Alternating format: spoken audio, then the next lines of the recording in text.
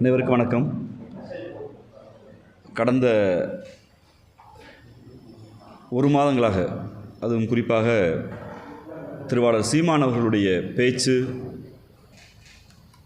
தமிழீழம் குறித்து அவருடைய நிலைப்பாடு, தமிழீழம் செய்தி குறித்து அவர் சீமான் அவர்கள் வெளியிட்ட தரவுகள் எல்லாம் அம்பலப்பட்டு, சீமான் பேசுவது பொய் என்று தெரியும், ஆனால் சீமான் என்கிற போலி பின்பம் முழுக்க பொய்களாலும் வன்மத்தோடு கட்டப்பட்டிருக்கிறது என்பது இந்த தமிழ் சமூகத்தை தோல்வித்து காட்டப்பட்டிருக்கிறது. இன்றைக்கி நீங்கள் எல்லோரும் பார்த்துருக்க முடியும். நேற்று இரவு சந்தோஷ் என்கிற ஒளிப்பதிவாளர் எல்லாளன் திரைப்படத்தை எடுப்பதற்காக தமிழீழ விடுதலை புலிகளால் அழைக்கப்பட்டு ஒரு போர் சூழலில் போர் நடந்தபோது அந்த காட்சிகளை தமிழ் சமூகத்துக்கு காட்ட வேண்டும் என்பதற்கு அழைக்கப்பட்ட சந்தோஷ் அவர்களுடைய அந்த பேட்டி வந்தவுடன், ஒரு தமிழீழத்தின் ஆதரவாளர் என்ற முறையிலும், கடந்த காலத்தில் தமிழீழத்துக்கு போராட்டத்திற்காக செயல்பாட்டராக இருந்தேன் என்ற முறையிலும், சீமான் அவர்களின் பொய்யை நம்பி வாழ்க்கையை தொலைத்த லட்சக்கணக்கான இளைஞர்களில் நானும் ஒருவன் என்கிற முறையிலும், இதை உங்களிடம் சமூக ஊடகங்களிலும் வெகுஜன ஊடகங்களிலும் பொதுமக்களிடம் சொல்ல வேண்டிய கடமை எங்களுக்கு இருக்கிறது என்பதால் இந்த பத்திரிகையாளர் சந்திப்பு. ஈழம் என்கிற அரசியல் தமிழக சூழலில் 1970க்கு பின்பு மிக பிரதான அரசியல். தமிழ்நாட்டில் இந்தி எதிர்ப்பு எவ்வளவு பிரதான அரசியலோ, மொழி எவ்வளவு பிரதான அரசியலோ, அதளவிற்கு ஈழம் என்கிற அரசியலும் தமிழ்நாட்டு அரசியலில் பல தாக்கத்தை உண்டு செய்திருக்கிறது. ஆயுத போராட்டத்தை தமிழீழ விடுதலை புலிகள் ஆரம்பிக்கப்பட்ட போதும், மற்ற இயக்கங்கள் ஆரம்பிக்கப்பட்ட போதும் எந்த அமைப்பும் அழித்தொழிக்கப்படவில்லை. கடந்த காலங்களில் தமிழீழத்திற்கு திராவிட இயக்க தலைவர்கள், பத்திரிகையாளர்கள், வழக்கறிஞர்கள், கலைத்துறையினர் என பல்வேறு தரப்பு ஈழத்துக்கு போய் வந்தாலும் அவர்களுக்கு பின்பு அந்த மண் முற்றிலுமாக துடைத்தெறியப்பட்டு அழியப்படவில்லை, யாராலும் காட்டிக் கொடுக்கப்படவில்லை. ஆனால் தமிழீழத்திற்கு சீமானவர்கள் போய் வந்த பின்பு ஒட்டுமொத்தமாக தமிழீழ மண் அழிக்கப்பட்டிருக்கிறது. நான் குற்றச்சாட்டு வைக்கிறேன், நாங்கள் குற்றச்சாட்டு வைக்க விரும்புகிறோம். 6-7 மாதங்களாக தமிழீழத்தில் தங்கியிருந்த இயக்குனர் சீமான் என்கிற போர்வையில் இருந்தவர், தமிழீழ விடுதலை புலிகளுடைய பதுங்கிடங்கள், தமிழீழ விடுதலை புலிகளுடைய போர் தளவாடங்கள், தமிழீழ விடுதலை புலிகளுடைய தளபதிகள் யார் என்று உளவு பார்த்து சிங்கள அரசுக்கும் பன்னாட்டு அரசுக்கும் கொடுத்ததால் அதன் விளைவாக தமிழீழம் முற்றுமாக 2009ஆம் ஆண்டு அழிக்கப்பட்டிருக்கிறது குற்றச்சாட்டை வைக்க விரும்புகிறோம். இங்கு நடக்கிற வருகிற செய்திகள் எல்லாம், இப்போது வெளிவருகிற ஆதாரங்கள் எல்லாம் அச்சத்தையும் ஒரு மன இறுக்கத்தையும் உண்டு செய்திருக்கிறது. நீங்கள் தொடர்ச்சியாக பார்க்க வேண்டுமென்றால், நேற்று ஒரு தனியார் தொலைக்காட்சிக்கு ஒளிப்பதிவாளர் சந்தோஷ் அவர்களுடைய அந்த அறிக்கை, கடந்த இந்த ஒரு வாரங்களில் ராஜகுமார் என்கிற ஒரு இயக்குனர் அவர்கள் சீமானும் மேதகு பிரபாகர் அவர்களும் நிற்கிற அந்த புகைப்படம், ஒரு புகைப்படம் எது தமிழ்நாட்டு அரசியலில் தன்னுடைய என்ட்ரி கார்டாக சீமான் எங்களை போன்ற இளைஞர்களை ஏமாற்றுவதற்காக, தமிழ் சமூகத்தை ஏமாற்றுவதற்காக காட்டினாரோ, நானும் மேதகு பிரபாகரன் நெருக்கம் என்ற ஒரு புகைப்படத்தை காண்பித்தாரோ, அந்த புகைப்படம் என்னால் தான் எடிட் செய்யப்பட்டது என்று ராஜகுமார் அவர்கள் சொல்லியதும்,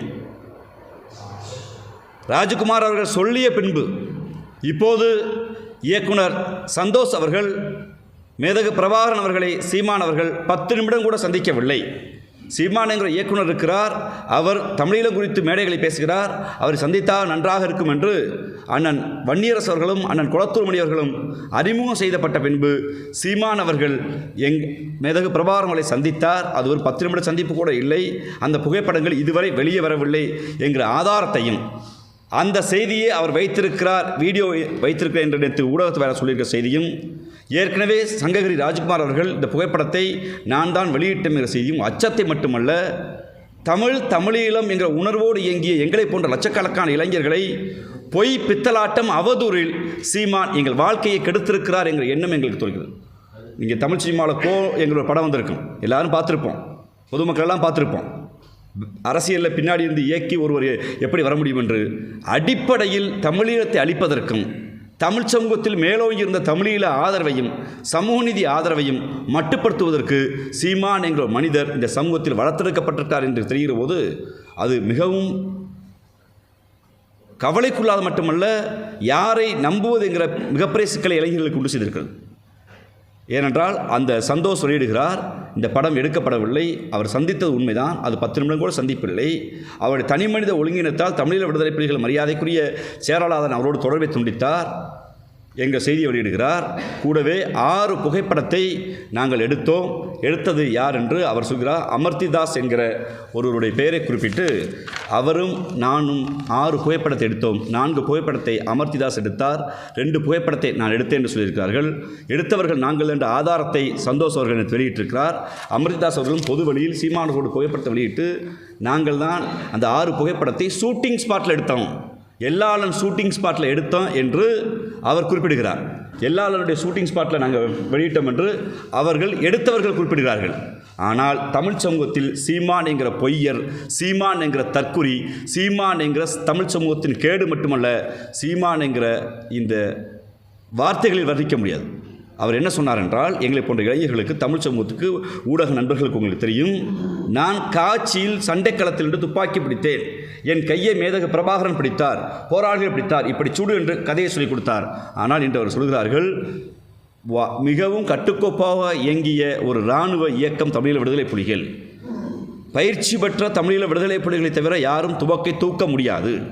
வெறும் சினிமா ஷூட்டிங்கில் நான் படம் எடுப்பதற்கு நாங்கள் எடுத்த படத்தை தமிழ் சமூகத்தில் காமித்து, இந்த படம் நான் பயிற்சியில் ஈடுபட்ட படம் என்று ஒரு பொய் சொல்ல முடிந்திருக்கிறது என்றால், இவருடைய அரசியல் வருகையை சந்தேகம் மட்டுமல்ல, நாங்கள் குற்றச்சாட்டுகிறோம். தமிழீழ அரசியலை தமிழ்நாட்டிலும் உலகத்திலும் சீமான் மழுங்கெடுக்க செய்திருக்கிறார்.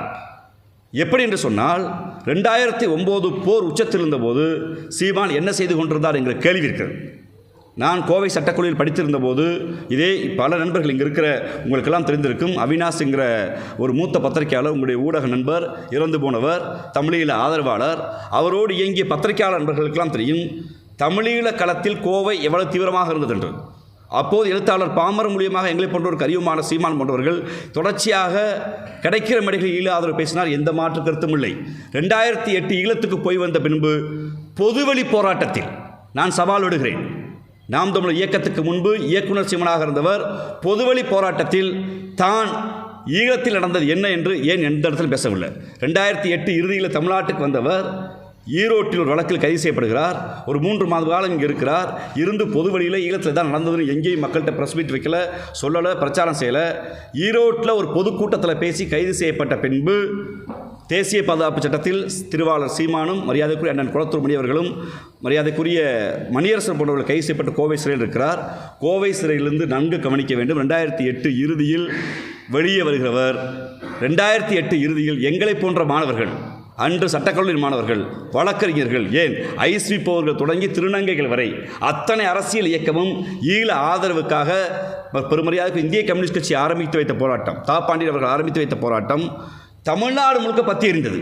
ஆனால் 2008 இறுதியில் சிறையிலிருந்து வெளியே வந்த சீமான் நேரடியாக போராட்ட களத்துக்கு செல்லவில்லை. அதற்கு மாறாக அவர் சென்ற இடம் மாயாண்டி குடும்பத்தார் என்கிற படப்பிடிப்பு தளம்.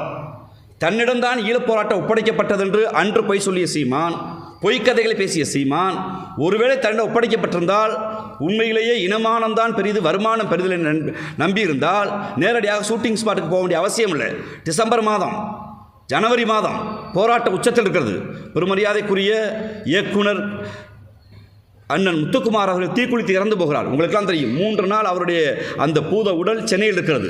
எங்களை போன்ற இளைஞர்கள் முத்துக்குமார உடலை பாதுகாக்க வேண்டும், அந்த உடலை ஆயுதமாக்கி போராட வேண்டும் என்று நாங்கள் கோரிக்கை வைத்துக் கொண்டிருந்தோம், போராடி கொண்டிருந்தோம். அந்த போராட்டத்தை, அந்த உடலை சுற்றி பெறும் மரியாதைக்குரிய இயக்குனர் ராம் அவர்கள், இயக்குனர் சேரன் அவர்கள், மறைந்த மரியாதைக்குரிய ஐயா வெள்ளையன் போன்றவர்கள் அந்த போராட்ட களத்தில் உட்கார்ந்து போராட்டத்தை வழிநடத்தினார்கள். 1 நாள் 2 நாள் இல்லை, 3வது நாள் அந்த உடலை எடுக்கிற போது உங்கள் எல்லா பத்திரிகையாளர்களுக்கும் ஞாபகப்படுத்த விரும்புகிறேன்.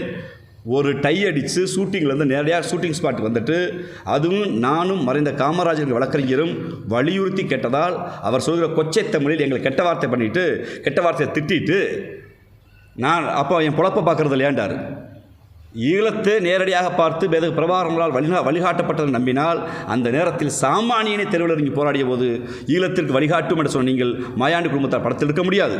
முத்துக்குமார் இறந்த பிறகு பள்ளப்பட்டி ரவி தொடங்கி ஏறத்தாழ 17 பேர் தீக்குளித்தார்கள். அந்த 17 பேர் தீக்குளித்த போதும் ஜனவரி மாதம், பிப்ரவரி மாதம், மார்ச் மாதம், இந்த 3 மாதத்தில் திருவாளர் சீமான் எங்கிருந்தார் என்று அந்த கேள்வியை வைக்க விரும்புகிறேன். ஏனென்றால் நாங்கள் மாணவர்கள் போராடினோம், எதிர்க்கட்சிகள் போராடினார்கள். சீமான் 3 மாதத்தில் ஒரே ஒரு போராட்டத்திற்கு வந்தார். திரையுலகம் நடத்திய, அனைத்து கட்சி நடத்திய மனித சங்கிலி போராட்டத்திற்கு வந்தார். இயக்குனர் அண்ணன் அமீரோடு கைகுலுக்கின்றார். அந்த புகைப்படத்தை தவிர அடுத்தவர் என்ட்ரி ஆனது எப்படின்னா, பாராளுமன்ற தேர்தலில் திரையுலகினர் கட்டமைத்த பாராளுமன்ற தேர்தலுக்கு எங்களுக்கு என்ன அச்சம் வருதுன்னா, தமிழீழத்தில் பார்த்த செய்தியை சிங்கள உளவுத்துறைக்கும் பன்னாட்டு உளவுத்துறைக்கும் இங்கு தான் புலிகளுக்காண்டு காட்டி கொடுத்து விட்டு அந்த போர் முடிவுக்கு வந்த பின்பு சூசே அவர்கள் பேசியதாக சொல்கிற 1 நிமிட ஆடியோ வைத்துக்கொண்டு தான் அவர் இன்று வரை அரசியல் செய்து கொண்டிருக்கிறார். ஆனால் சூசே அவர்கள் பேசிய 5 நிமிட ஆடியோக்களை முழுவதுமாக இன்று சமூக ஊடகங்களில் சந்தோஷ் அவர்கள் எல்லா இடத்தையும் வெளியிட்டிருக்கார். அதில் சீமான்களை மட்டுமல்ல, தமிழ் சமூகத்தை நம்பி ஒப்படைக்கிறார். ஆனால் மேதகு பிரபாகரன் அவர்கள் இறந்து விட்டார் என்று தெரிந்தும், கொல்லப்பட்டு விட்டார் என்று தெரிந்தும் இளைஞர்களிடம் ஒரு எழுச்சி வந்துவிடக்கூடாதுக்காக திட்டமிட்டு அவருடைய இறப்பை மறைத்து தமிழ் சமூகத்தில் எண்ணிலடங்காத இளைஞர்கள் அரசியலை அவர் இன்னும் சொல்லப்போனால் திட்டமிட்டு சேர்த்திருக்கிறார், வாழ்க்கை சேர்த்திருக்கிறார். ஈழப்போருக்கு பின்பு பொதுவெளியில் சவால் விடுகிறேன். அவரோடு பயணித்த நாம் தமிழர் இயக்கத்தை ஆரம்பித்த ராஜீவ்காந்தி என்கிற முறையில் பொதுவெளியில் சவால் விட விடுகிறேன். எங்களை போன்றவர்கள் நாங்கள் பொதுவெளியில் வழக்கறிஞராக இருந்து கொண்டு தனித்தமிழிலுமே தீர்வு, அங்கு நடந்தது இனப்படுகொலை என்று ஐநா மன்றம் வரை நாங்கள் பேசினோம். இங்கே மக்கள் மன்றத்தில் வாய்ப்பு கிடைக்கும் போதெல்லாம் சீமானை சுற்றியிருந்தவர்கள் எல்லாம் தனி ஈழம் குறித்து ஒரு புரிதல் இருந்தது. ஆனால் சீமானுக்கு தனி ஈழம் குறித்து கக்கறை இல்லை. அதற்கு மாறாக தமிழ்நாடு அரசியலில் எனக்கு வாக்களித்தா ஈழம் வாங்கிடுவேன் என்று சொல்வது மரியாதைக்குரிய மேதகு பிரபாகரனை கொச்சைப்படுத்துவது, தமிழீழ விடுதலை புலிகளை கொச்சைப்படுத்துவது அதோடு மட்டும் இருக்கவில்லை. தமிழ்நாட்டு அரசியலுக்குள் இருந்த எழுச்சியை, தமிழ்நாட்டு அரசியலுக்கு எழுச்சியை சிங்கள அரசுக்கு எதிராக ஒரு கருத்தியல் பரப்பாமல், இந்திய அரசாங்கத்தோடு ஒரு தனித்தமிழீழமே தீர்வு என்று பரப்பாமல், அதற்கு மாறாக பன்னாட்டு அளவில் உங்களுக்கு தெரியும், நாடு கடந்த தமிழீழ அரசு என்று திரு ருத்ரகுமார் தலைமையில் ஒரு அமைப்பு இயங்கி வருகிறது. திபேத்தில் இருக்கிற நாடு கடந்த தமிழ் அரசு போல் தமிழீழ அரசு இயங்கி வருகிறது. அந்த அரசோடு அவர்களோடு முரண்பாடு, பிரிட்டிஷில் இயங்கி வந்த தமிழீழ விடுதலை புலிகளோடு முரண்பாடு, ஐநா சபையில் மனித உரிமைக்குள் சுவிட்சர்லாந்தில் இயங்குகிற அங்கே இருக்கக்கூடிய ஜோசுவா அண்ணன் போன்றவர்களோட முரண்பாடு, இந்த பன்னாட்டு சட்ட ரீதியாக இயங்குகிற எல்லா அமைப்புகளோடும் முரண்பாடு கொண்டு தனக்கொன்று ஒட்டுக்குழுக்களை உருவாக்கி பன்னாட்டு டயஸ்பரா தளத்திலும் தமிழீழத்தை நீர்த்து போக செய்திருக்கிறார். இனப்படுகொலைங்கிற தத்துவத்தை, சட்ட ரீதியான போராட்டத்தை ஒன்று கூட ஒரு புள்ள கூட புரிஞ்சு போடாமல் நீர்த்து போக செய்திருக்கிறார். திட்டமிட்டு ஈழ மண்ணில் காட்டி கொடுத்தது மட்டுமல்லாமல் தமிழ்நாட்டில் இருந்த அரசியல் எழுச்சியை மட்டுப்படுத்தி வைப்பதற்கு இவர் காரணமாக இருந்திருக்கிறார். நேற்று மிக முக்கியமாக ஒரு செய்தியை சந்தோஷ் குறிப்பிட்டிருக்காரு, அந்த தனியார் தொலைக்காட்சிக்கு. தமிழ்நாட்டில் அடைக்கலமாக தமிழ்நாட்டிலிருந்து வேலை செய்து கொடுத்த தமிழீழ விடுதலை புலிகளின் போராளிகளை அவர் காட்டி கொடுத்தார் என்று அதுக்கு சிரஞ்சீவி மாஸ்டர் என்கிற பெயரை பயன்படுத்தியிருக்கிறார். அவர் எனக்கு நன்கு தெரிந்தவர், அவரின் வழக்கறிஞர் நான் என்கிற முறையில் சொல்கிறேன். அவரை காட்டி கொடுத்தவரே சீமான் தான். ஏனென்றால் ஒன்று ஈழத்தை காட்டி கொடுத்தது, ஈழ ஆதரவாளராக இருக்கிற போராளிகளை இவர்கள் என்று எல்லோருக்கும் காட்டி கொடுத்து இந்த போராட்டத்தை மட்டுப்படுத்த செய்தவர். அதற்கு பின்பு ஏற்பட்ட அரசியல் எழுச்சியை ஒரு தேசிய இனத்தின் உரிமையாக பார்க்கப்பட வேண்டியதை, குறிப்பாக தமிழ் சமூகம் தமிழர் உரிமை என்று பேசியதை ஒரு தெலுங்கு எதிர்ப்பாக, ஒரு கன்னட எதிர்ப்பாக மாற்றி இந்திய அரசியலோடு டெல்லி அரசோடு ஒரு மாநில சுயாட்சி பேசுகிற இந்த மண்ணில் ஈழம் குறித்து பேசியவர்களை, நீ பெரியாரிஸ்டா, நீ தெலுங்கா, நீ கன்னடனா பேசாத, நீ திராவிட இயக்கமாக பேசாத, நீ யார் பேசுறதுக்குன்னு தான் மட்டுமே என்று இந்த ஊரில் சொல்லுவாங்கள்ல, திருட சீமான் சொல்ல பழமொழி தான், திருடன் திருடிட்டு ஓடுற திருடன் கத்திட்டு போகிற மாதிரி ஈழம் குறித்து பேசாமல் எல்லா துரோகத்தையும் செஞ்சுட்டு நான் இன உரிமைக்கு பேசுகிறேன்னு சொல்லி பேசி 15 ஆண்டு காலத்தில் அந்த இனத்திற்காக எதையும் செய்யாமல் தமிழீழத்தை கொச்சைப்படுத்தி, தமிழீழ ஆதரவை மட்டுப்படுத்தி, தமிழீழ ஆதரவு போராட்டத்தை முனைமலங்க செய்து, தமிழீழம் குறித்து பேசியவர்களை வந்தேறி துரோகி என்று குற்றச்சாட்டு வைத்து இன்று அவர் நிலை என்ன இருக்கிறது என்றால் ஒரு RSS உடைய கைக்குழியாக வந்திருக்கிறது. ஒரு படத்தை உங்களுக்கு காட்ட விரும்புகிறேன். இது இன்னைக்கு திரு சீமான் வச்சிருக்க வாட்ஸ்அப் ஸ்டேட்டஸ். அவருடைய பர்சனல் நம்பர் தான் காட்டுங்க.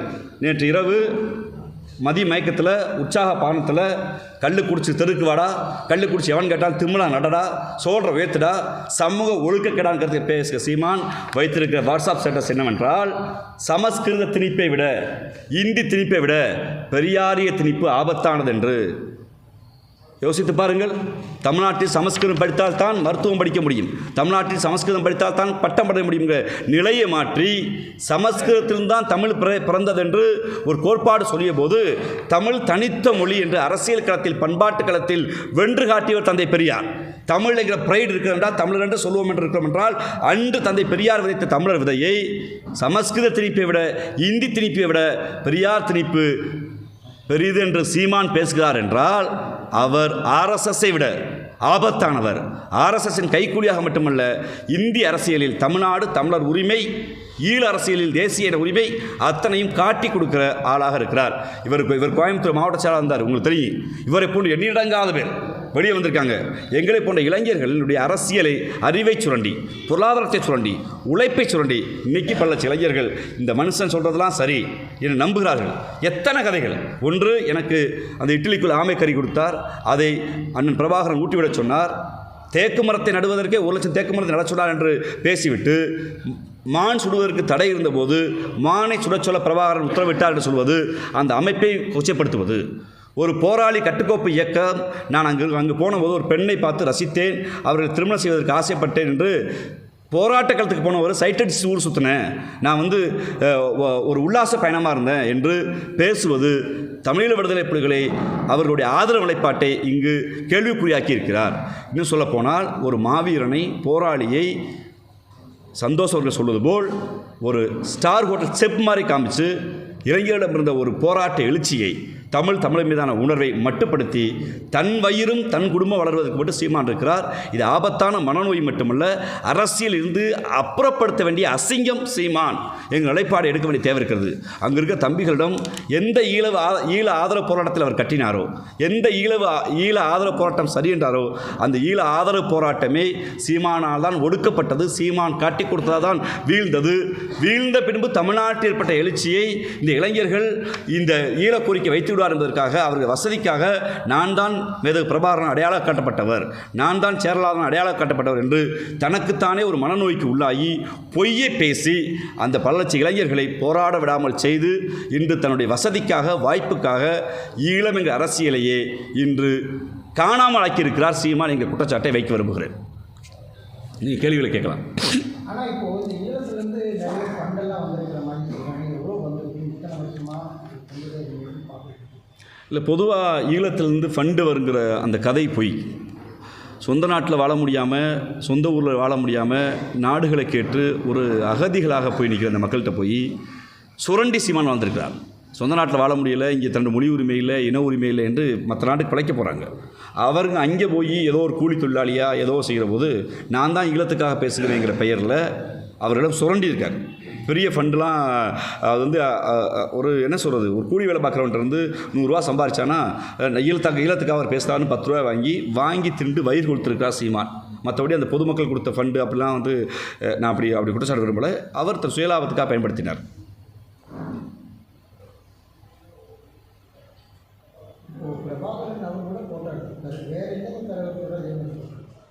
இல்லை, பிரபாகரன் கூட போட்டு மேதகு பிரபாகரன் கூட போட்டு எடுக்கலை. நான் அதை பொதுபல சொல்ல இருக்கிறேன். மேதகு பிரபாகரன் அவர்களை அவர் சந்தித்தது 2 to 8 நிமிடம் என்று சொல்கிறாங்க.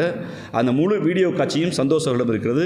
இன்னும் சில வாரங்களில் சில வீடியோக்கள் வெளியே வரும் என்பதையும் திருவாரூர் சீமானுக்கு அவர் சொல்லிக்கொள்ள விரும்புகிறோம். அவர் மேதகு பிரபாகரனை சந்தித்தது ஒரே ஒரு முறை தான். 2வது முறை சந்திப்பதற்கு வாய்ப்பு கிடைத்தும் அவர்கள் கொடுக்கவில்லை. இவருடைய ஒழுக்கக்கேடான வாழ்க்கையால், இவருடைய ஊதாரித்தனத்தால் தமிழீழ விடுதலை புலிகள் புறந்தறினார் என்பதுதான் உண்மை. அவர் இன்றைக்கி நினைச்சிட்டார் யாருமே இல்லை சொல்ல மாட்டாங்கன்னு. ரொம்ப முக்கியமாக இன்னொரு குற்றச்சாட்டை வைக்க விரும்புகிறேன். நேற்று தமிழீழ அரசியல் துறை என்று அறிக்கை வந்திருக்கிறது. தமிழ்நாட்டு அரசியலில் தமிழீழ விடுதலை புலிகள் இந்திய அரசியலில், தமிழ்நாட்டு அரசியலில் ஒருபோதும் தலையிட மாட்டாங்க. அவர்கள் யார் ஆதரவு கொடுத்தாலும் அந்த ஆதரவு ஏற்றுக்குவாங்க. மக்கள் மன்றத்தில் எங்களுக்காக நீங்கள் ஆதரவு சக்தி அள்ளுங்கன்னு தான் சொல்லுவாங்க. ஆனால் நீங்கள் இவங்களுக்கு வாக்களிங்க, இங்கே போங்கன்னு அவர் சொல்லவே மாட்டாங்க. ஆனால் அவர் சொல்வது, நேற்று அறிக்கை சீமான் கரத்தை வலுப்படுத்துங்கள் என்று சொல்வது, தமிழீழ விடுதலை புலிகள் இந்தியாவின் அரசியல் தலையிடுகிறார்கள் என்று சொல்லி தமிழீழ விடுதலை புலிகள் மீது கொடுக்கப்பட்டிருக்கிற தடையை நீக்குவதற்கு வாய்ப்பில்லாமல் செய்துவிடும். நாளைக்கு தடை குறித்து ஒரு கேள்வி வந்தால் இந்த அறிக்கையை காரணம் காட்டி, இங்கே பாருங்கள் தமிழ்நாட்டு அரசியலுக்கு தலையிட்டிருக்காங்க, அப்போ இந்த தடையை எக்ஸ்டெண்ட் பண்ணுங்கள், ஏன்னா தடையை நீங்கள் நீக்கிட்டா உண்மையான போராளிகள்லாம் பேச ஆரம்பிச்சிடுவாங்க. மேதகு பிரபாகரனுடைய உண்மையான சரித்திரம் வெளியே வரும். அப்போ இதெல்லாம் வெளியே வந்தால் தன்னுடைய பொழப்புக்கு ஆபத்து, தான் காட்டி கொடுத்தோன்னு தெரிஞ்சுக்கிறதுக்காக சீமானவர்கள் இப்படிப்பட்ட சில்லறத்தனமான வேலையை செய்கிறார். இது ஒன்று ரெண்டு வேலை இல்லை. நான் முழுக்க இதுக்கு பேர் தான் இன துரோகம். ஒரு நீண்ட நெடிய ஒரு வரலாற்று ரீதியான போராட்டத்தை, மக்களோட உரிமை போராட்டத்தை, ஆயுத போராட்டத்தை தன் சொந்த சுயலாபத்திற்காக காட்டி கொடுத்தது மட்டுமில்லாமல் குளத்தூர்மணி அவர்கள் மிக தெளிவாக சொல்கிறார். சேட்டலைட் போன்லேருந்து நாங்கள் டெல்லியில் இருக்கும்போது சேட்டலைட் போன்லேருந்து சீமான் எங்கேருந்து பேசினார்னா ஈழத்திலிருந்து பேசுகிறாரு. அப்படி உரிமை யாரும் கொடுக்கல. அப்போ ஒரு ஆர்வ கோளாறு என்பதை விட திட்டமிட்டு வேலை செய்திருக்கிறார். இன்னைக்கு திட்டமிட்டு இந்தியாவில் தமிழீழ விடுதலை புலிகள் தடை இருக்குது என்றால் அதுக்கு சீமான் போன்றவர் தான் காரணம் என்பதை உறுதியாக சொல்கிறோம். இன்றைக்கி சொல்கிறார், நம்ம மேதகு பிரபாகரன் அவர்களை நாங்கள் தலைவராக ஏற்றிருக்கணும், நீங்கள் இப்போ பெரியார் பேரை சொல்லி ஓட்டு கேட்க முடியுமான்னு. ஈரோடு இடைத்தேர்தலில் டெபாசிட்டை கூட வாங்க முடியாது. ஈரோடு இடைத்தேர்தல் மக்கள் மிக தெளிவாக இருக்காங்க. ஈரோடு இடைத்தேர்தலில் திராவிட முன்னேற்ற கழகம் எங்களுடைய கொள்கை ஆசான் தந்தை பெரியாரின் புகைப்படத்தை முதல் படமாக போட்டு தான் வாக்கு கேட்குது.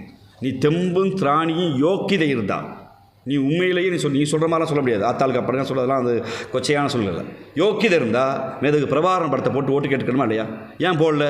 அப்போ மேதகு பிரபாகரனை குறித்து யார் பேசலாம் துறைன்னு சொல்லிட்டு நீ மேதகு பிரபாகரன் படத்தை நீ போடலைன்னா உன் உள்நோக்கம் மேதகு பிரபாகரனுடைய வீரத்தை, அந்த தியாகத்தை கொச்சைப்படுத்துவது, அவரை மட்டுப்படுத்துவது, அவரை இந்த மண்ணிலிருந்து அழிச்சிட்டு நான் தான் பிரபாகரன் கூட சொல்வதற்கான அந்த மனநோய்க்கு இன்னும் கொஞ்ச நாள் சீமா வந்துடுவார். நீங்கள் அவர் சொன்ன பொய்களை மட்டும் நீங்கள் வருஷப்படுத்துங்களேன். நான் போர்க்கள காட்சியில் கடலில் போனேன்டார். ஆனால் போனது விமானத்தில், பெங்களூர் விமானத்திலிருந்து. முறையாக சொல்கிறோம், போனது பெங்களூர் விமான நிலையத்திலிருந்து தான் சீமான் போனார். ஆனால் போரில் உள்ள போனேன்டார். இன்னொன்று, நீங்கள் சீமான் மீது பேச்சு வழக்கு இருக்குது. எங்கேயாவது புலிகளுக்கு உதவினார், மக்களுக்கு உதவினார், ஏதாவது வழக்குகள் இருக்கா? ஒரு வழக்கு அதை செய்தவர் அண்ணன் வண்டியரசு அவர்கள் வழக்கு எதிர்கொள்கிறாங்க. ஒரு வழக்கு சீமானுக்கு இல்லை. இன்னொன்று, இங்கே மேடை பேச்சு வழக்குகளை காட்டி இவர் தேசிய பாதுகாப்பு சட்டம்ங்கிறாரு. அது யார் வேணாலும் பண்ணலாம். போராட்ட தளத்தில் போராளிகளாக இருந்து இவர் என்ன உதவி செஞ்சார்? இப்போ இந்த போருக்கு பின்பு நடந்தது என்ன? ஒரு இனப்படுகொலை பார்த்துட்டோம்.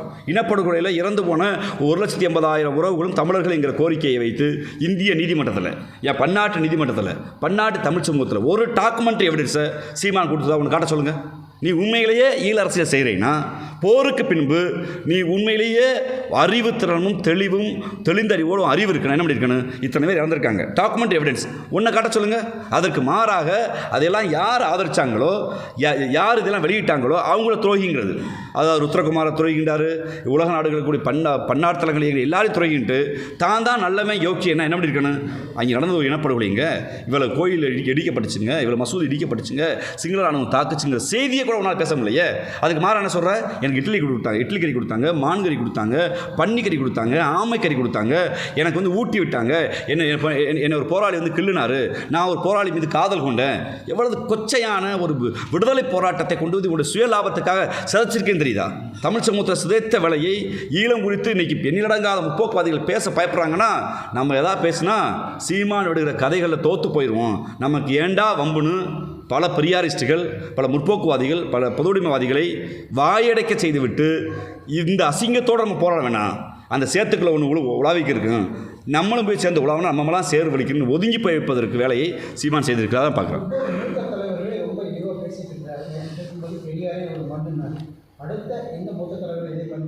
அடுத்த நான் அம்பேத்கர் தொடுவார்னு நினைக்கிறேன்.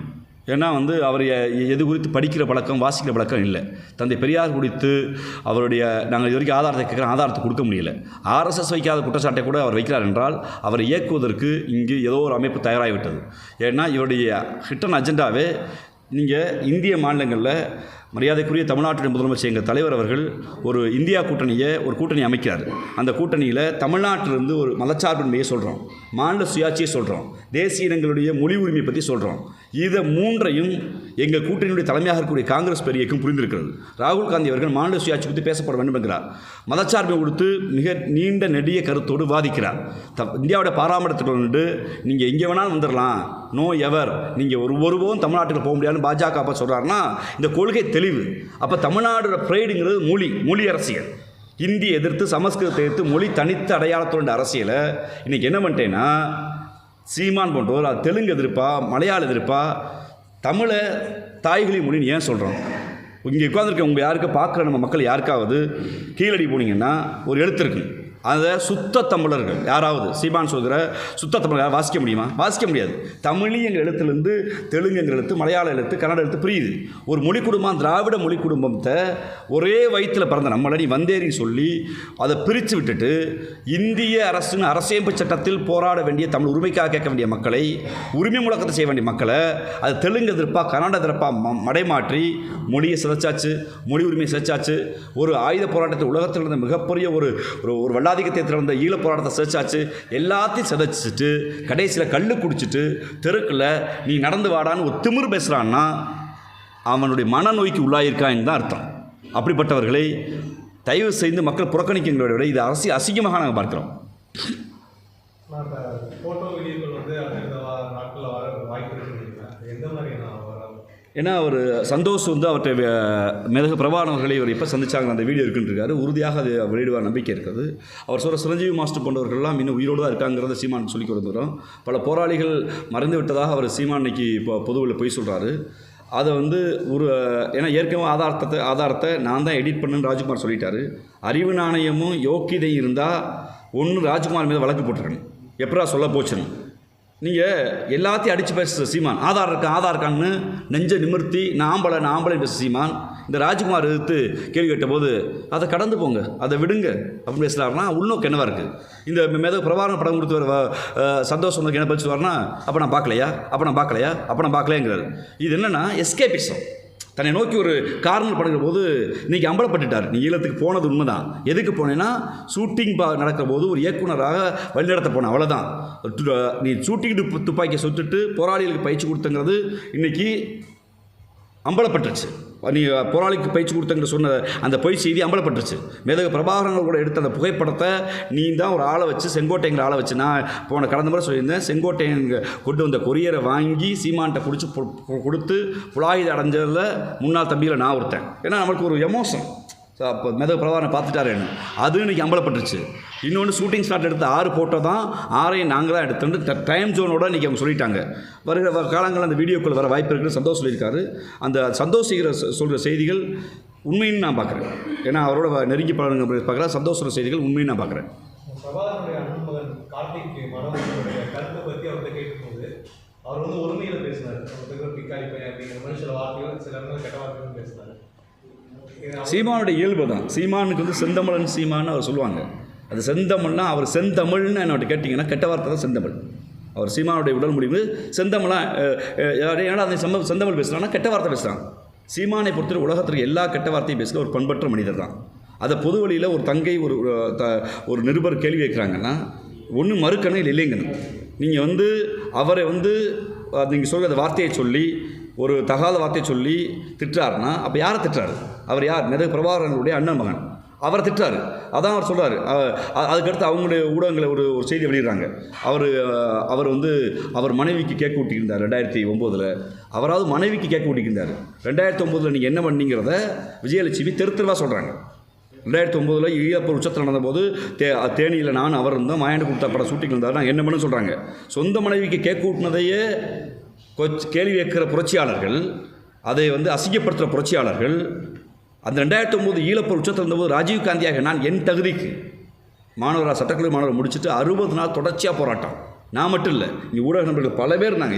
நான் என் பேருக்காக குறிப்பிட்றேன். நான் வந்து பல இயக்குநர்கள், பல திரை இயக்குநர்கள், பல பத்திரிகையாளர்கள், வழக்கறிஞர்கள் என்னிடங்காத ஒரு தெருவில் போராடணுமே. நீ இந்த 6 மாதம் மயாண்டு குடும்பத்தாரில் ஏன் உட்காந்து? அப்போ உனக்கு இனமான பரிதா வருமான பரிதா?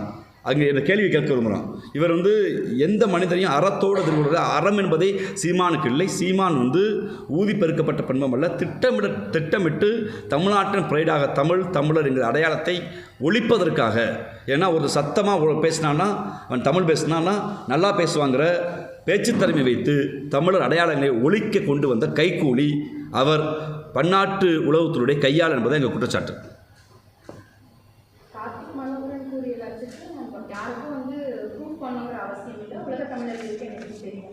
உலகத்தமிழர்களுக்கு யாரை பற்றி தெரியுங்கிற கேள்வி இருக்குது. யார் உலகத்தமிழர்? டயஸ்போரா 2 இருக்குது உலகத்தமிழர்கள். தமிழீழத்தில் போரினால் அரசியல் சட்டத்தால் பாதிக்கப்பட்டு வெளியேறிய ஈழத்தமிழர்கள் பல்வேறு நாடுகள் இருக்காங்க. குறிப்பாக ஐரோப்பிய டயஸ்போராவில் இருக்காங்க. அடுத்து பெரும்பான்மையாக இருப்பது தமிழ்நாட்டுக்கு இருக்காங்க. தமிழ்நாட்டில் அவர்களை அகதிகள் என்று குறிப்பிடக்கூடாதுன்னு சொல்லி மாண்புமிகு தமிழ்நாட்டுடைய முதலமைச்சர் அவர்கள் தாயகம் திரும்பிய தமிழர்கள் என்று சொல்லி ஒரு 320 கோடி ரூபாய் நிதியை ஒதுக்கி அவர்களுக்கு பள்ளிக்கூடம், நூலகம், ரேஷன் கடை, இந்தியாவுடைய பிரஜைகளுக்கு குடிமக்களுக்கு எல்லா உரிமையும் கொடுத்து எங்களால் முடிந்த சட்டத்துக்கு உட்பட்ட சில வேலைகள் செய்கிறோம். அப்போ அவர்களுக்கு குடியுரிமை கொடுக்கக்கூடாதுன்னு பாஜக வாதாடுது. அதை குறித்து ஒரு கருத்தரங்கு, அதை குறித்து ஒரு வழக்கு, அதை குறித்து பேசுறதுக்கு சீமானுக்கு தெம்போ திராணியே இல்லை. அதை குறித்து பேசலை. அதற்கு மாறாக டயாஸ்பரா அரசியலில் Denmark, Netherlands, Switzerland, London, France போன்ற நாடுகளில் இதுவரை இயங்கி வந்த தமிழீழ விடுதலை கட்டமைப்பை இவருக்கென்று சில தற்கூறிகளை வைத்து, இவருக்கென்று சில ரசிகர் மடத்தை வைத்து உடைச்சு தலைவர் குடும்பம், தலைவர் கூட யார் இருந்தாங்களா, மேதகு பிரபாகரன் கூட யார் இருந்தாங்களா, அவங்களையெல்லாம் சந்தேகம் இவெல்லாம் துரோகின்னு சொல்லி எல்லாரையும் அந்நியப்படுத்தி வச்சுட்டு தாம்பட்டு தான் யோக்கியதன்னு சொல்லி அந்த யோக்கியன் ஈழத்துக்கு என்ன செஞ்சுருக்காருன்னா எங்கள் கேள்வி. மேடைகள் யாருன்னா பேசலாம். மேடைகள் என்ன பேசுகிறேன் இருக்கல அது சொல்ல மேடைகளை பேசினேன். மேலே என்ன பேசியிருக்க நீ? எனக்கு துப்பாக்கி சுட பயிற்சி கொடுத்தாங்க, இட்லி கொடுத்தாங்க, ஆமக்கறி கொடுத்தாங்க, மான் சுட்டு கொடுத்தாங்க, பன்னி சுட்டு கொடுத்தாங்க, ஆமை ஓடு இப்படி இருந்துச்சு. இங்கே கதை தானே பேசினேன். ஈழ உரிமையை என்ன பேசியிருக்க? What about single and constitution act என்ன பேசியிருக்கேன்? சிங்கிள் அண்ட் கான்ஸ்டியூஷன் ஆக்டில் எப்படி தமிழ் ஒடுக்கப்பட்டது? அந்த போர் நடந்த பின்பு அந்த நாடு கடந்த தமிழீழ அரசுடைய கருத்தியில் என்னாச்சு? நாடு கடந்த தமிழீழ அரசு எடுத்துக்கொண்ட சட்ட முயற்சி என்னாச்சு? அந்த சட்ட முயற்சிக்கு உங்களுடைய நாம் தமிழர் இயக்கம் என்ன செஞ்சுச்சு? எதையுமே செய்யலையே. அதற்கு மாறாக மெதகு பிரபாகரனுங்கிற போராளியை, ஒரு மாவீரனை ஒரு செப்பாக மாற்றி வச்சிருக்கீங்க. அந்த கேவலத்தை திட்டமிட்டு சீமான் செய்திருக்கிறதா நான் பார்க்குறேன்.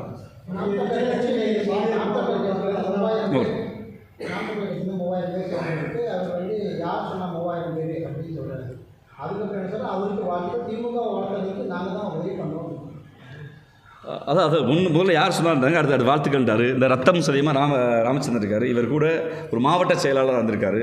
அவர் கூட ஒரு 500 பேர் இங்கேருந்து அழைத்து வந்தார். உங்கள் பத்திரிகையாளர் முன்பு நாங்கள் வெளிப்படையாக சொன்னோம், திராவிடத்தை கொச்சைப்படுத்தி தமிழின் அடையாளத்தை, தமிழ் பெருமையை மீட்ட திராவிட இயக்கங்களை கொச்சைப்படுத்தி திராவிட தலைவர்களை கொச்சைப்படுத்தும் போது இனிமேல் சீமான் செய்வது பொய் அரசியல், சீமான் கூட இருக்க முடியாத நிலைப்பாட்டை எடுத்த பின்பு திராவிட முன்னேற்ற கழகமான தாய் அமைப்புக்கு வருகிறார்கள்.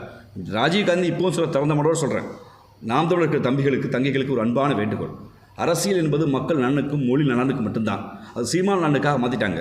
திராவிட இயக்கத்திற்கு, திராவிட முன்னேற்ற கழகத்துக்கு வருகிற தம்பிகளோடு பேச்சுவார்த்தை நடத்தி அவரை திராவிட முன்னேற்ற கழகத்துக்கு கொண்டு வருகிற பணியை நான் செய்து கொண்டே இருப்பேன். ஏன்னா எந்த சீமானுக்காக தெருவா பிள்ளை குட்டிகளை விட்டுட்டு திருமணம் பண்ண கையோட தெருவா அலைஞ்சு இளமையை தொலைத்து ஒரு 10 ஆண்டு காலம் சுற்றி தெரிஞ்சோமோ, அவர் சொன்ன பொய்க்கதைகளை நம்பி உண்மையை நம்பி அதை நம்பி ஏமாந்தமோ, அந்த ராஜீவ்காந்தியும் அவரை போன்ற எண்ணடங்காதவரும் இன்றைக்கி நாங்கள் சொல்கிறது சீமான் ஒரு பொய்யின் பின்பும் நீங்கள் உண்மையான மக்கள் நல அரசியலுக்கு திராவிட முன்னேற்ற கழகத்துக்கு வரணுங்கிற கோரிக்கையை நான் வைக்கிறோம். அந்த அடிப்படையில் தான் பல பேர் வந்து கொண்டிருக்காங்க. இனிமேல் பல பேர் வருவாங்க. ஒன்று உங்களுக்கு வேலை செய்த ராமச்சந்திரனை கொச்சப்படுத்துறீங்களா, இல்லை போகலைன்னு கொச்சப்படுத்துறீங்களே, என்னன்னு சொல்ல முடியாது. வாழ்த்துக்கள் பரவாயில்ல, வாழ்த்துக்கள். கொஞ்ச நாள் சீமான் சுற்றி இருக்க ஆளுகள்லாம் பார்த்தா தெரியும். சீமான் மட்டும் இருப்பார், பின்னால் ஆளுகள் மாறிக்கொண்டே இருப்பாங்க. இவர் கையில் 10,000 பணம் இருந்துச்சுன்னா இன்றைக்கி அவர் இருப்பார் பக்கத்தில், இல்லையா நாளைக்கு இன்னொரு ஆள் வருவார். யாரெல்லாம் வசதியாக செலவு பண்ண முடியுமோ எல்லா வாழ்க்கையும் சுரண்டி தன் சுபோக வாழ்வுக்காக அந்த இளைஞர்களை அவர் உழைப்பை சுரண்டியிருக்கிறார். அந்த சந்தேகம் எல்லாருக்கும் இருக்குது. சீமான் பாஜகவால் இயக்கப்படுகிறார் என்று நாங்கள் உறுதியாக நம்புகிறோம். ஏன்னா இன்றைக்கி ஒரு தமிழ் தேசிய அரசியலை பேசுபவன், மாநில உரிமை அரசியல் பேசுகிறவன் இந்த வாட்ஸ்அப் ஸ்டேட்டஸ் வைக்க மாட்டான். சமஸ்கிருத திணிப்பை, இந்தி திணிப்பை விட இந்த வார்த்தை வராது. பெரியார் மீது விமர்சனத்தை வை, அது உனக்கு எல்லா உரிமையும் இருக்குது.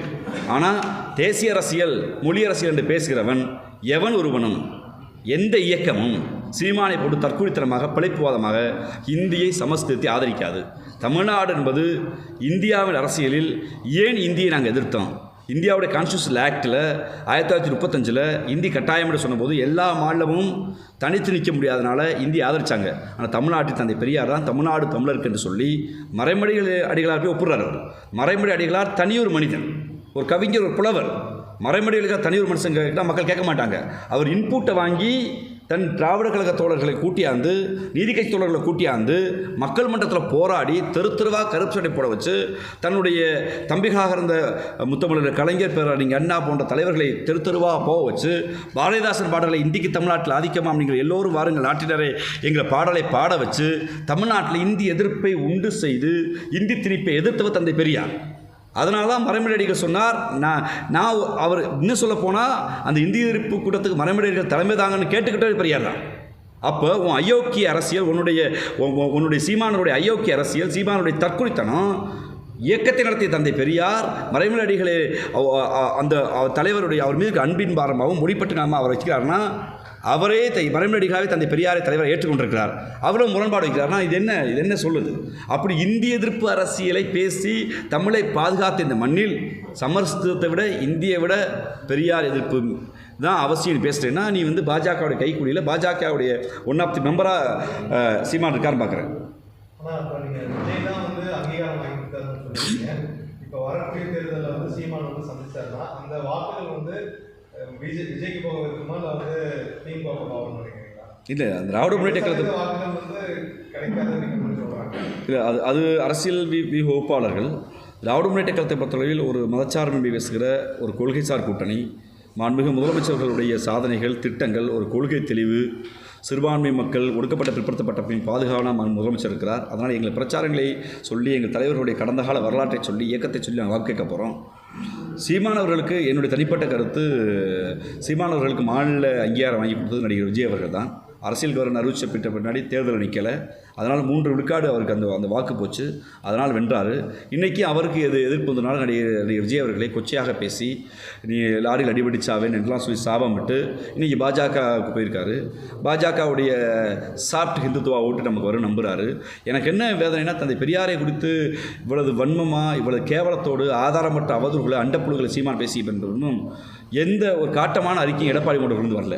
திராவிட இயக்கங்கள் சொல்லி எடப்பாடி கொண்டு வரல. அதுக்கு மேலே ஏதோ ப்ரெஸ் மீட்டில் அவர் பேச தவறுங்கிறாங்களுடைய ஒரு காட்டமான அறிக்கையோ ஆர்ப்பாட்டமோ போராட்டத்தோ அவங்க எதையுமே சொல்லாமல் இருக்குது. ரொம்ப வியப்பாக இருக்குது.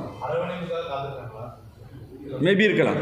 ஆனால் அந்த அரவணைப்பு என்பது ஆபத்தான அரவணைப்பு என்பதை எடப்பாடி அவர்கள் புரிந்து கொள்ள வேண்டும். 1000 முரண்பாடு திமுகவுக்கு அதிமுகவுக்கு இருக்கும், அது அரசியல் சண்டை. ஆனால் திராவிட இயக்கத்தின் ஆசானை கொச்சப்படுத்துகிற போது எடப்பாடி போன்றவர்கள், விஜய் போன்றவர்கள் எல்லாம் வேடிக்கை பார்ப்பது அயோக்கியத்தனமான கள்ள மௌனமாக நான் பார்க்குறேன்.